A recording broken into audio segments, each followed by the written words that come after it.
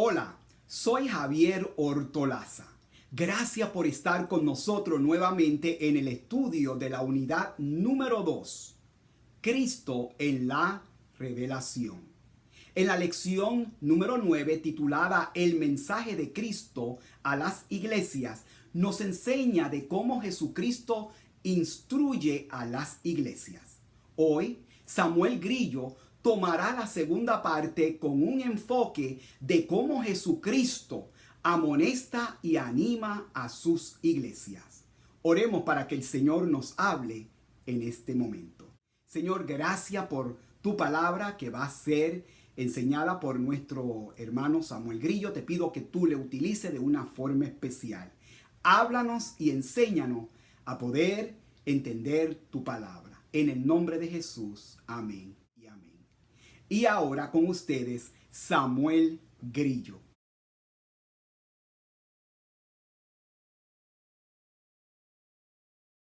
Dios me los bendiga, amados hermanos. En esta noche seguimos nuestro estudio de las iglesias del Apocalipsis. El punto número 1 en esta noche es la iglesia de Sardis. El tema es menester estar espiritualmente alerta.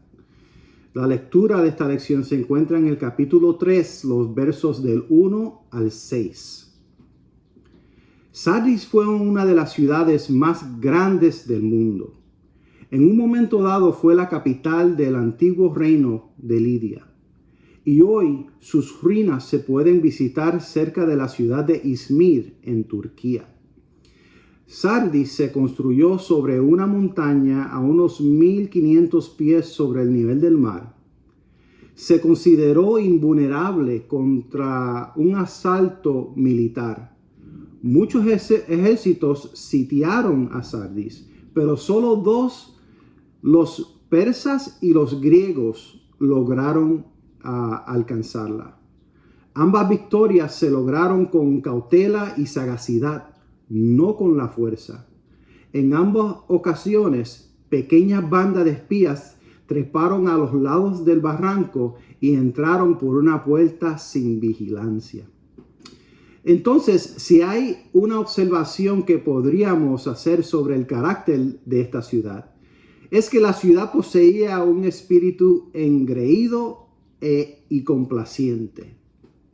La iglesia de Sardis es la menos favorecida de las iglesias al que el Señor se dirige en el libro de Apocalipsis. A diferencia de las otras iglesias que hemos visto, Él comienza con una reprensión hacia la iglesia de Sardis. Recuerde que la forma en que el Señor se presenta a cada iglesia es una pista de lo que esa iglesia en particular necesita. En el verso 1 del capítulo 3, Jesús se refiere a sí mismo como el que posee los 7 espíritus de Dios y las 7 estrellas. Los 7 espíritus de Dios son una referencia al Espíritu Santo que reside en las iglesias, llevándolos ante el trono de Dios. Lo que la iglesia de Sardis necesitaba desesperadamente era el Espíritu, de quien todos los creyentes reciben vida. También necesitaban recordar que Jesús es el Señor de su iglesia. La iglesia en Sardis se había olvidado de este hecho. También este verso dice, conozco tus obras. La vida y el carácter de una iglesia se revela en sus obras. Las obras de la iglesia de Sardis no se habían hecho para agradar al Señor, sino para impresionar a la gente. La iglesia se había ganado una buena reputación, pero estaba realmente muerta y corrupta por dentro. Hoy llamaríamos a los cristianos de Sardis cristianos nominales. Eran cristianos solo de nombre. Jesús les dijo, tienes la fama de estar vivo, pero estás muerto. Esto indica que la iglesia de Sardis estaba compuesta en gran parte por personas que profesaban a Cristo exteriormente, pero no poseían una vida espiritual real. Desafortunadamente, estas iglesias se han vuelto más numerosas en nuestros días. Son iglesias como esta las que han creado en gran medida una imagen negativa del cristianismo en el mundo de hoy. La gente ve la profesión exterior del cristianismo y escucha las palabras que suenan piadosas, pero no ven vida ni realidad que las respalde. Observe la diferencia entre Sardis y todas las otras iglesias mencionadas en Apocalipsis capítulo 2 y 3. Éfeso carecía de amor, pero Sardis carecía de vida. En todas las demás iglesias algo estaba sucediendo. Había tensión, incluso una lucha y conflicto. La tensión y la lucha pueden resultar desagradables, pero al menos son un signo de vida. La iglesia de Sardis estaba tan falta de amor que en realidad no tenía problemas dentro de ella. En esta iglesia no encontramos oponentes judíos ortodoxos de la iglesia, a pesar de que había una gran población judía en Sardis. Los judíos ignoraron a los cristianos porque los cristianos de Sardis fueron neutralizados. Eran impotentes y estaban muertos. Tampoco había falsos apóstoles hostigando a la iglesia en Sardis. No había nicolaitas, ni había una falsa profetisa seductora como en la iglesia de Tiatira. No hubo lucha por la verdad en Sardis. Solo hubo muerte. Entonces, ¿qué necesita una iglesia muerta? ¿Puede resucitar una iglesia muerta como la de Sardis? Claro que sí, pero no hay tiempo que perder. Es alentador notar que el Señor Jesús es el Señor de todas las iglesias, incluso de la iglesia de Sardis. Él no dice, me lavo las manos de ti. Él dice, estás muerta, pero yo sigo siendo tu Señor y te mostraré el camino hacia la recuperación. Así que examinamos las señales de la muerte y los pasos para la recuperación y la resurrección que Jesús expone en su carta a la iglesia de Sardis. El Señor tiene un mensaje para la iglesia y para usted y para mí en el día de hoy. Y este mensaje es: despierta. La primera necesidad de una iglesia que está muerta o cerca de la muerte es despertar a su desesperada condición. En su carta a los Efesios, Pablo dice, despierta tú que duermes, levántate de los muertos y Cristo brillará sobre ti. Esta era la necesidad desesperada de la iglesia en Sardis. Lo segundo es fortalecer lo poco que queda. ¿Qué quedaba en Sardis que valiera la pena fortalecer? En el versículo 1 Jesús dijo, yo sé todo lo que haces. Claramente la iglesia de Sardis estaba haciendo algunas buenas obras, o de lo contrario no habría tenido una reputación de estar viva. Los cristianos en Sardis estaban haciendo buenas obras, pero sus motivos estaban equivocados.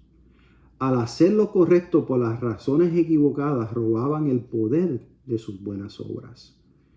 Es por eso por lo que el Señor dice en el verso 2, fortalece lo poco que te queda, porque hasta lo que queda está a punto de morir. Veo que tus acciones no cumplen con los requisitos de mi Dios. Los cristianos de Sardis eran como muchos cristianos de hoy, ocupados haciendo cosas buenas, pero haciéndolas principalmente para impresionar a la gente. Ellos intentaban mejorar su reputación de estar vivos, pero como Jesús les advirtió, incluso estas buenas obras no estaban bien hechas. Entonces la iglesia en Sardis necesitaba recordar lo que habían escuchado. Verso 3 dice, vuelve a lo a lo que escuchaste y creíste al principio. A lo que Jesús se refiere es el ministerio del Espíritu Santo. Cuando estas personas escucharon el Evangelio por primera vez, lo habían escuchado por el Espíritu. La palabra les llegó en un poder del Espíritu. Muchos cristianos tienen el Evangelio, pero no parecen tener presencia viva del Espíritu.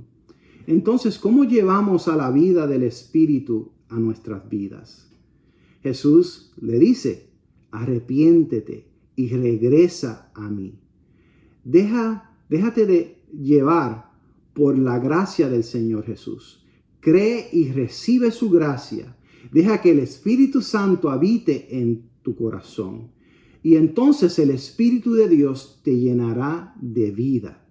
Eso es lo que necesitaban los cristianos en Sardis.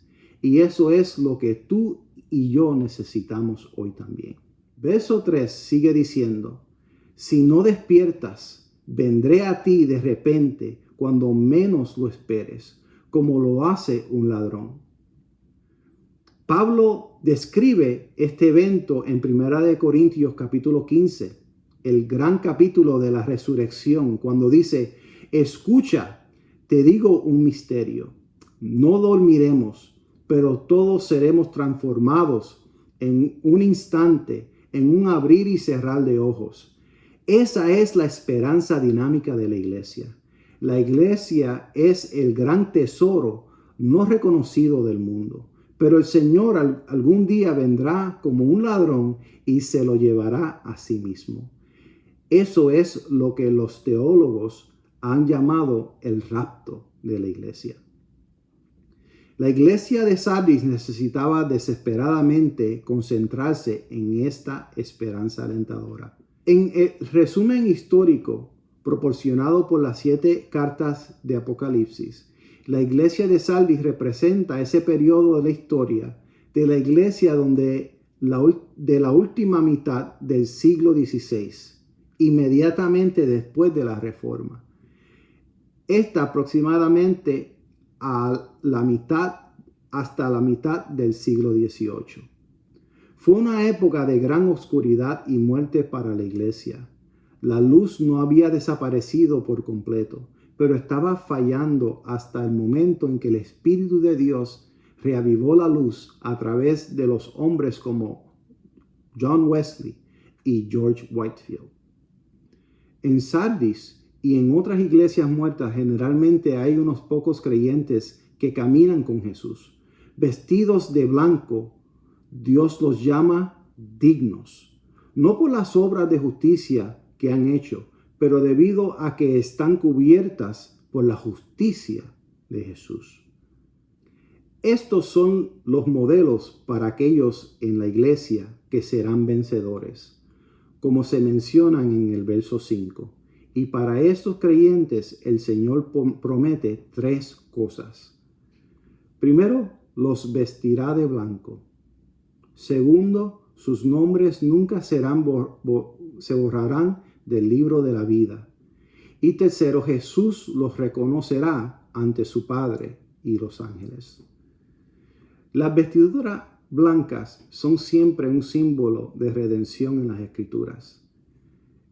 En Apocalipsis capítulo 7 leeremos acerca de una gran multitud que emerge de la gran tribulación y que llevaron sus vestiduras y las pusieron blancas en la sangre del Cordero.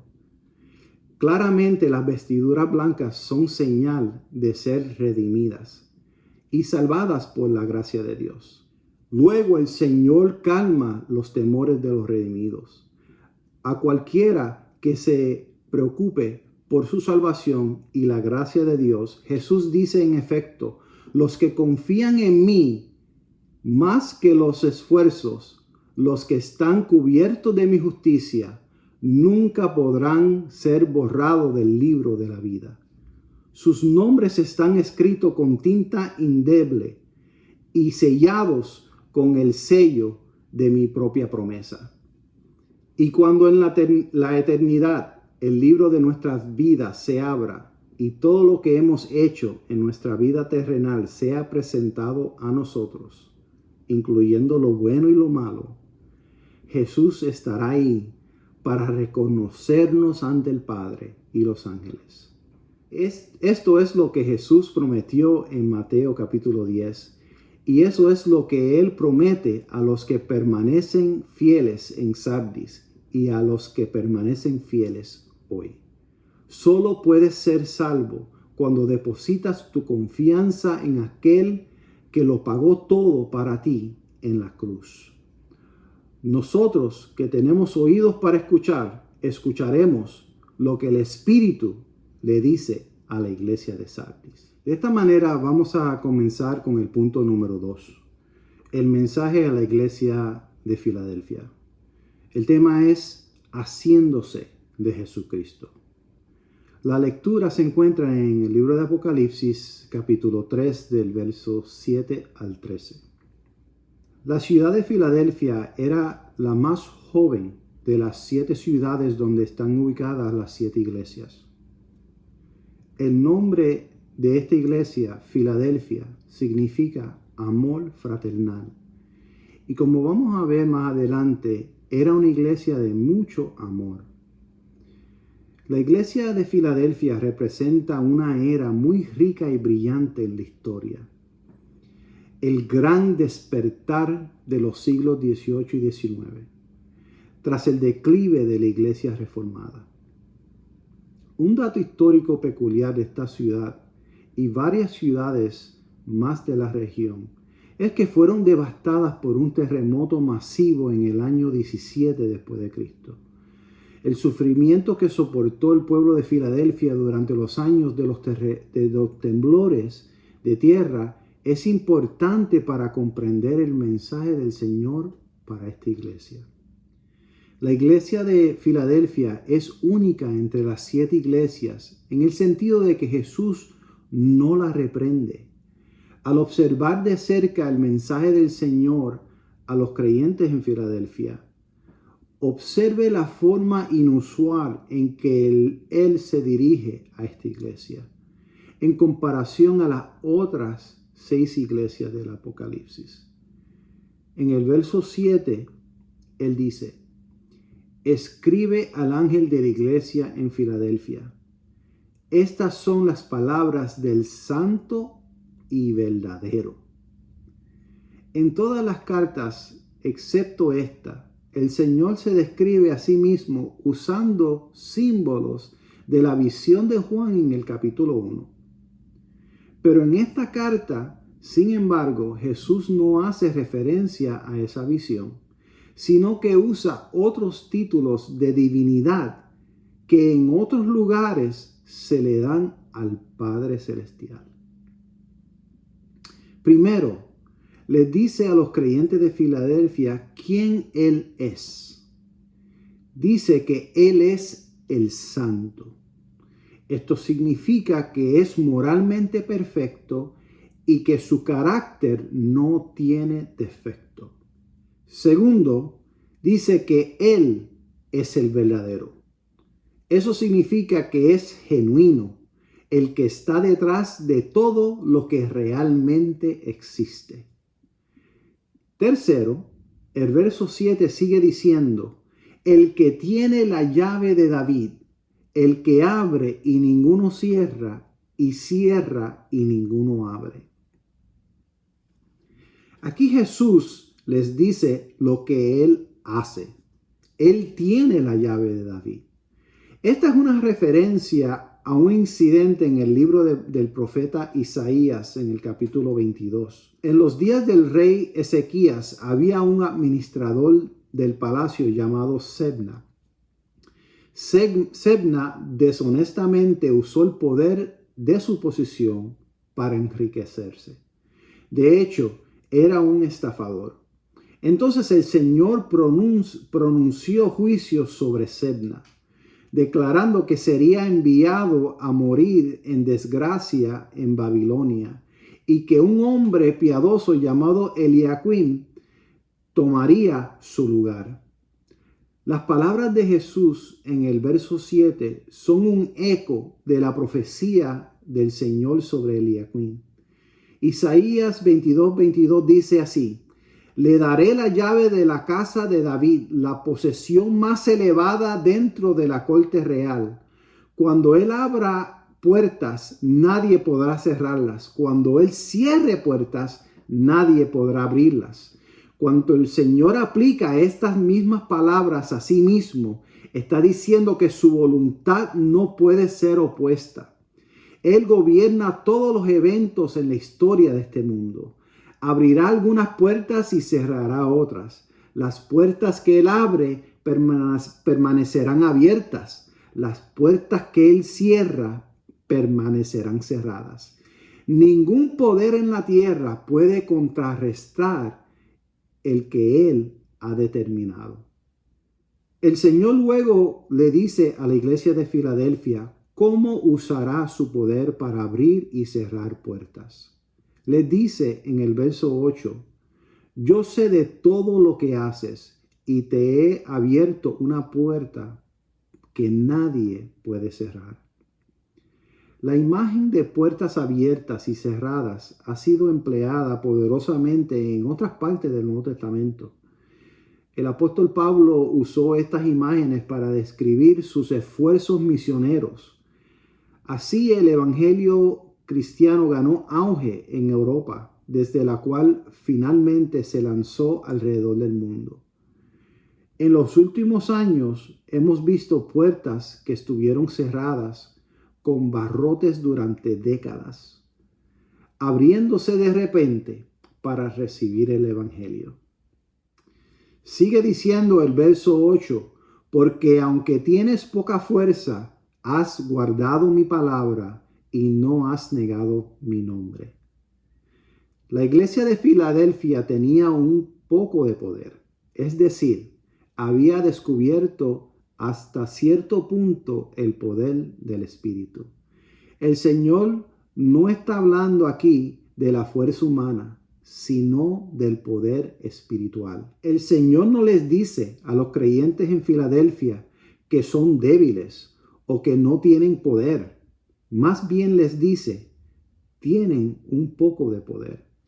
Y es que Él está enfatizando el hecho de que los creyentes tienen un potencial sin explotar para hacer buenas obras. Esta declaración del Señor subraya el hecho de que la mayoría de las iglesias apenas se dan cuenta del poder que tienen para el ministerio. A cada uno de nosotros en el cuerpo de Cristo se le ha dado dones espirituales y la responsabilidad de usar esos dones para bendecir a otros y satisfacer las necesidades de la iglesia. Al llegar al verso 9, veremos que nuestro amor cristiano, junto con nuestra reverencia por la palabra de Dios, nos da una puerta abierta para ministrar a los judíos. He aquí yo entrego de la sinagoga de Satanás a los que se dicen ser judíos y no lo son, sino que mienten. He aquí yo haré que vengan y se postren ante tus pies y reconozcan que yo te he amado. Aquí está la promesa del Señor de que usará su poder para someter a los enemigos de los creyentes de Filadelfia. Sus enemigos los respetarán y reconocerán abiertamente la bendición de Dios sobre de ellos. La iglesia en Filadelfia, como la mayoría de las iglesias de esa temprana era, estaba compuesta principalmente por judíos que se habían convertido al cristianismo. Así que los judíos hostiles de la sinagoga de Satanás en realidad estaban persiguiendo a los judíos convertidos, debido a sus creencias. Ahora bien, ¿qué hará que los judíos anticristianos se inclinen ante los creyentes en Filadelfia y reconozcan la bendición de Dios sobre la iglesia? Ellos verán a la iglesia responder a su oposición con amor, valor y un conocimiento íntimo de Dios. Un conocimiento que estos judíos no creyentes no poseían, aunque tenían las escrituras. Sus corazones cambiarán a medida que los cristianos de Filadelfia exhiban los resultados de una relación especial y sobrenatural con Cristo.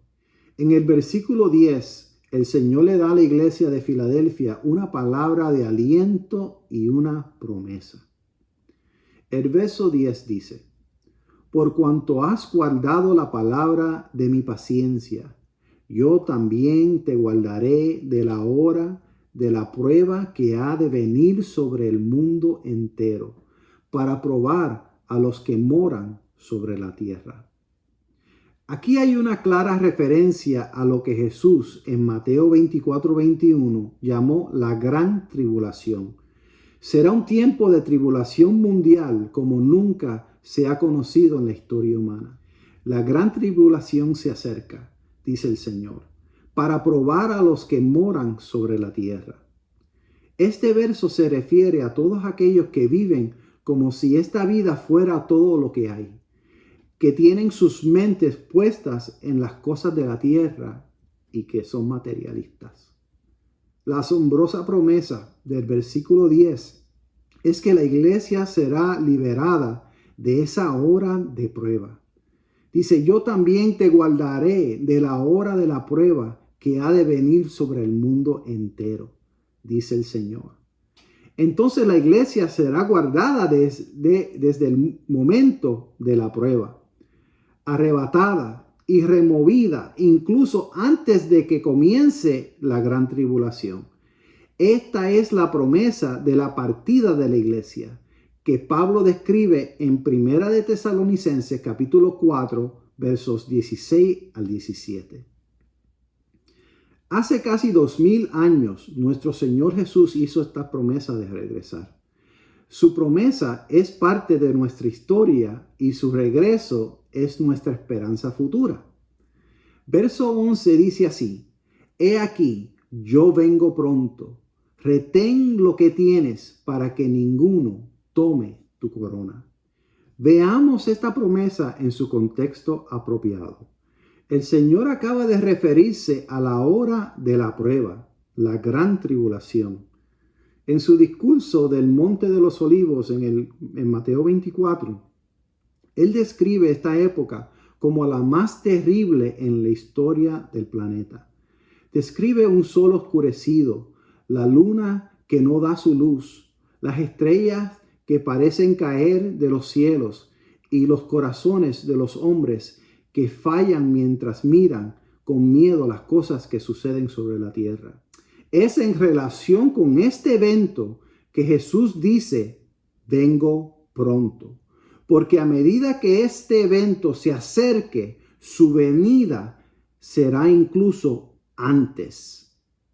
En vista de la promesa del Señor de regresar pronto, la pregunta lógica que nos debemos de hacer es: ¿cómo debería ser nuestras vidas mientras esperamos el regreso del Señor? A esto Jesús responde: retén lo que tienes, para que ninguno tome tu corona. A medida que los tiempos se vuelven más difíciles, ser cristiano se vuelve cada vez más difícil.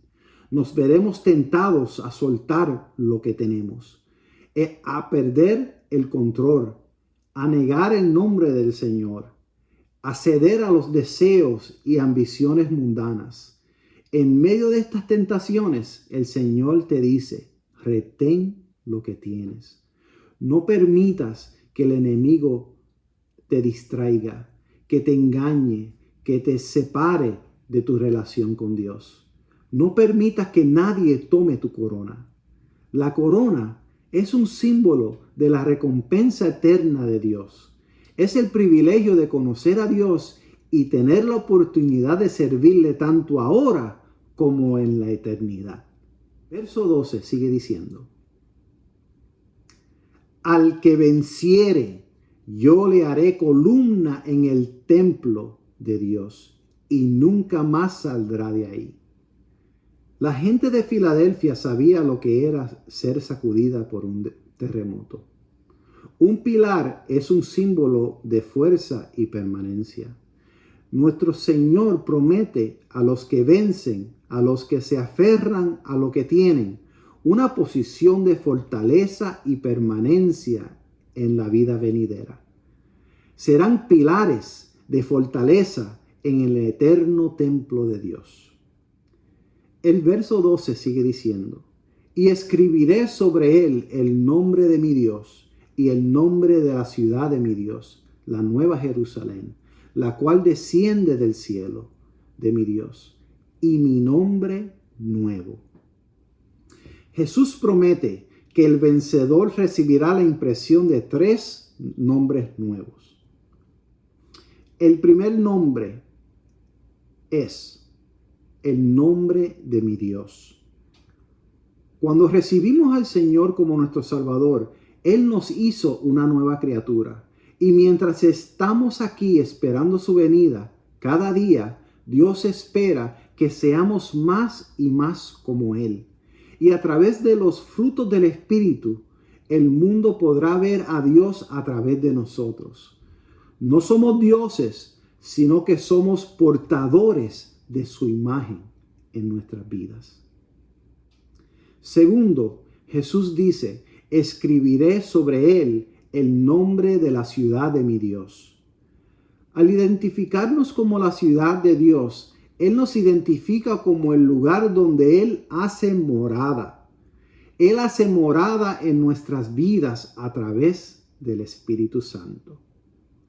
Y finalmente, Jesús dice que también escribiré en Él mi nuevo nombre. Jesucristo nos identifica como su propiedad. Le pertenecemos a Él.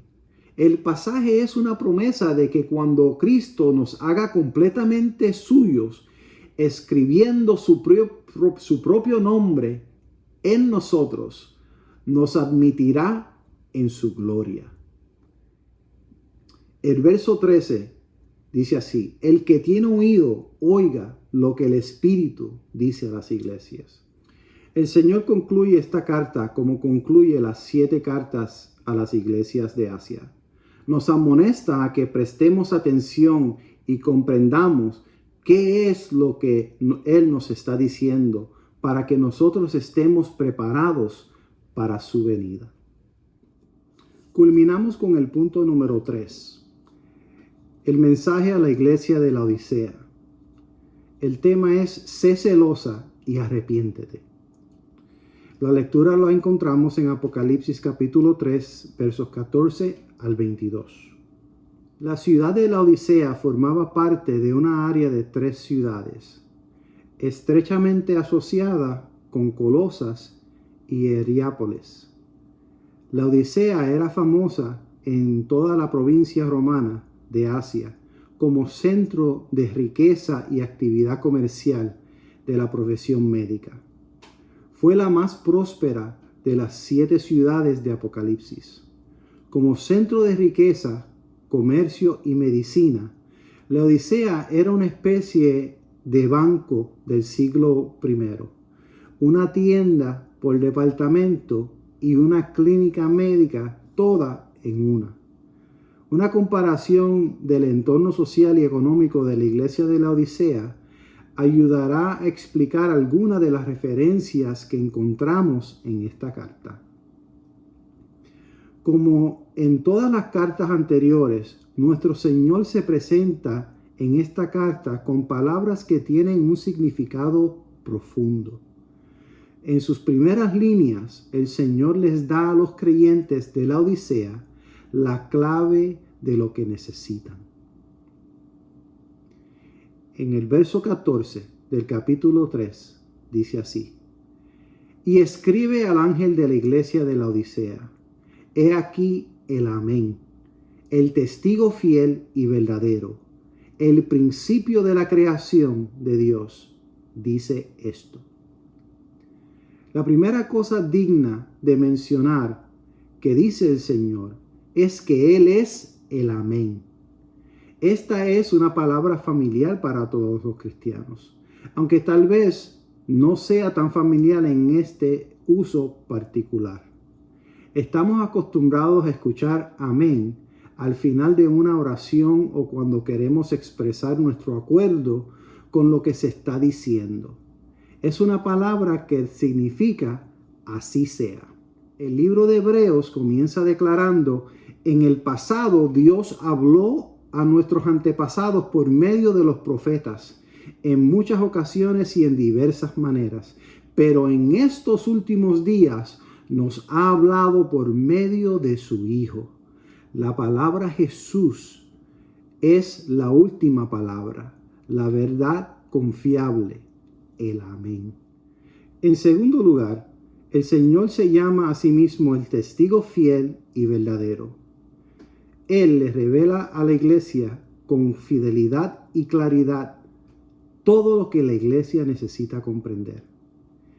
Debido a la forma en que Jesús confronta a la iglesia de esta carta, el Señor quiere que la iglesia de la Odisea sea muy consciente del lado veraz y fiel de su naturaleza.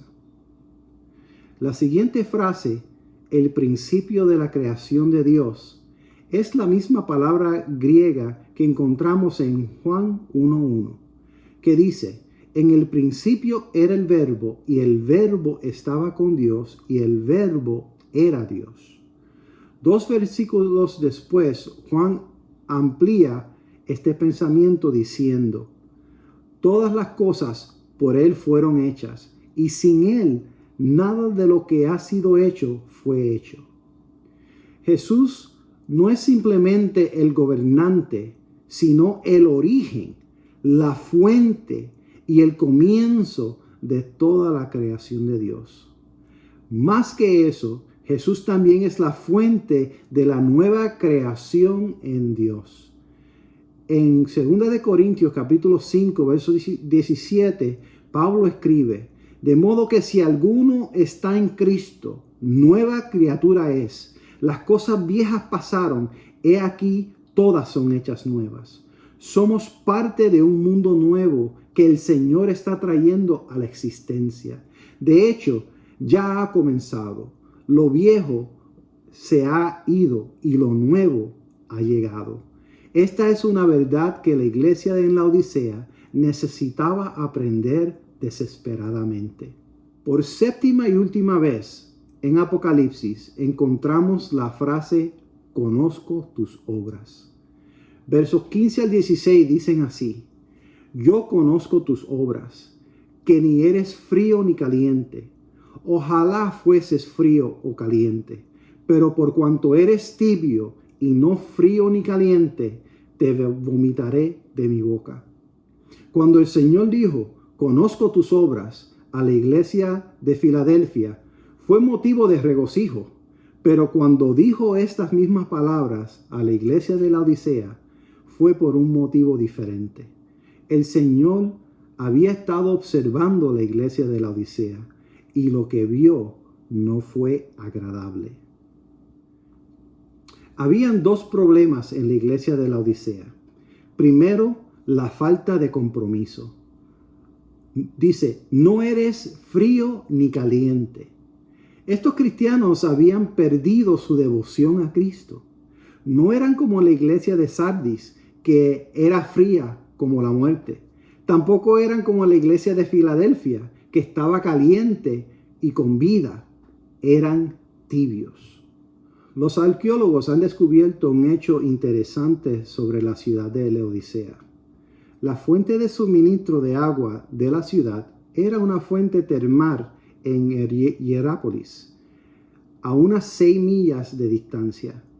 El agua era transportada por un acueducto desde un manantial, y cuando llegaba a la Odisea, el agua ya no estaba caliente ni fría, estaba tibia. El agua fría es refrescante en un día caluroso, y el agua caliente se puede convertir en un té cálido y agradable. Pero el agua tibia ninguna de estas cualidades tiene. De modo que el Señor usó el agua tibia de la Odisea como una analogía del carácter tibio de esa iglesia.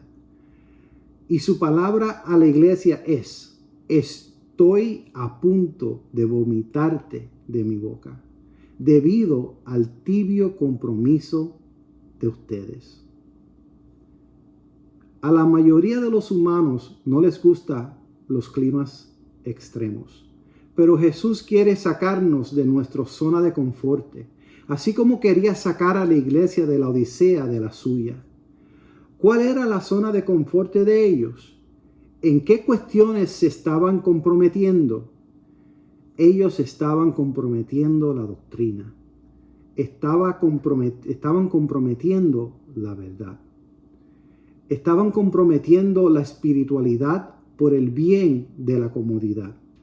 Habían descubierto que es mucho más cómodo asistir a una iglesia donde nadie se toma demasiado en serio los temas doctrinales, donde se evita la discusión de temas controvertidos. Es mucho más fácil mantener la paz si se baja un poco el tono de la enseñanza, para que nadie se enoje o se sienta condenado. La iglesia de la Odisea tenía la verdad, pero solo era suficiente para aliviar su conciencia sin que nadie se volviera fanático. La iglesia de la Odisea era una iglesia cómoda. Podrías asistir ahí durante años y probablemente la encontrarías muy placentera. Nunca estarías desafiado, reprendido o corregido. Ni siquiera te pincharías la conciencia. El segundo punto era que se habían vuelto complacientes y engreídos. El verso 17 dice así: porque tú dices, yo soy rico y me he enriquecido, y de ninguna cosa tengo necesidad, y no sabes que tú eres un desventurado, miserable, pobre, ciego y desnudo. Note la gran diferencia entre tú dices y tú eres. Su mensaje es: dices que eres rico, pero eres pobre. Jesús mismo, testigo pleno y verdadero, ha presentado la verdad ante la iglesia de la Odisea. Toda la verdad, aunque duela. Ellos estaban usando los estándares del mundo, pero Jesús usó el estándar de lo que Él pretendía que fuera su iglesia.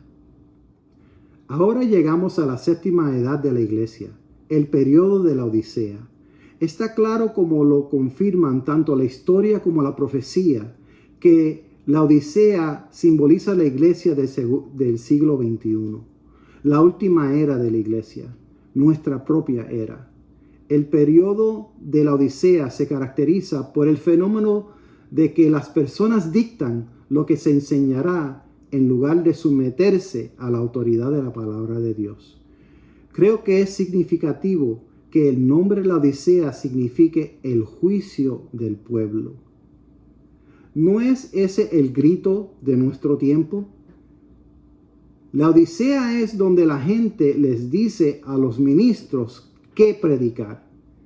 Vemos que esto sucede en nuestro alrededor. El apóstol Pablo predijo en su segunda carta a Timoteo que en los últimos días llegará el tiempo en que la gente no escuchará más la sólida y sana enseñanza.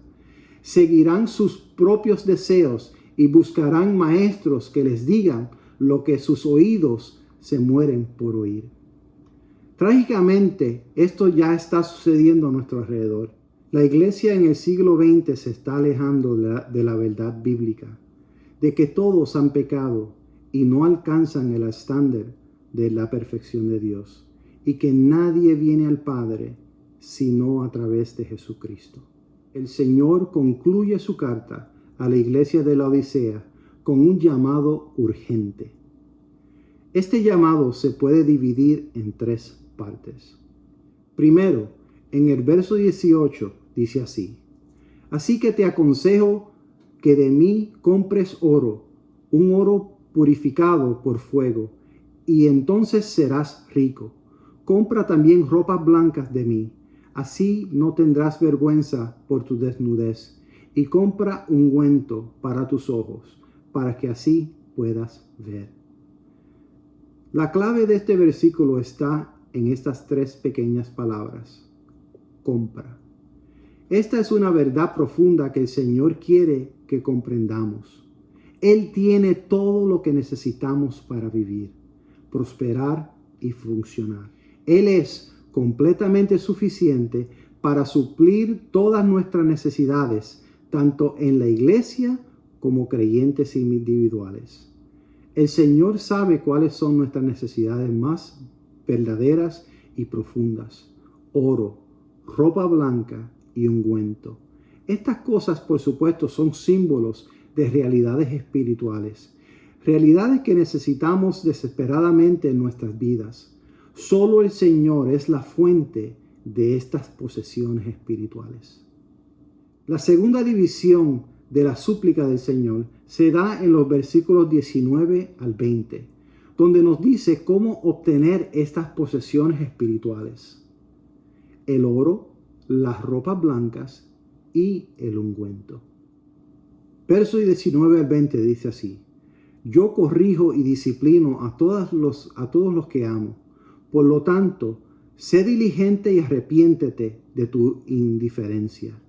Mira, yo estoy a la puerta y llamo. Si oyes mi voz y abres la puerta, yo entraré y cenaremos juntos como amigos.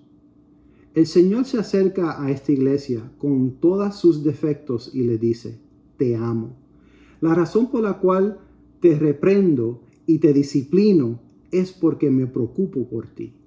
El acto de recibir a Cristo se lleva a cabo en 3 sencillos pasos.